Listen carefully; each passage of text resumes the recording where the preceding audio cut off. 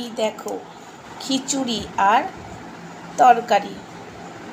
অবশ্যই এখান এগিয়ে তরকারি ছিল, সবাইকে দিয়ে এইটুকু রয়ে গেছে আমার।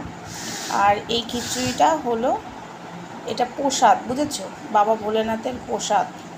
হ্যাঁ, আজকে এই প্রসাদটা খাবো। আমরা সবাই খেয়েছি, সবাই খেয়ে নিয়েছে, আমি বাকি আছি। তো চলো খেয়ে নিই।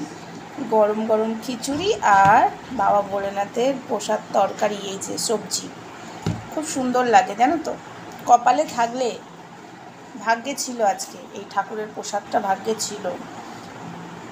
বললাম না, কপালে থাকলে অনেক কিছু হয়। কপালের নাম গোপাল। তো চলো জলদি জলদি খেয়ে নিই। রকস্টার শোমাতেই ভিডিওটা ছাড়বো।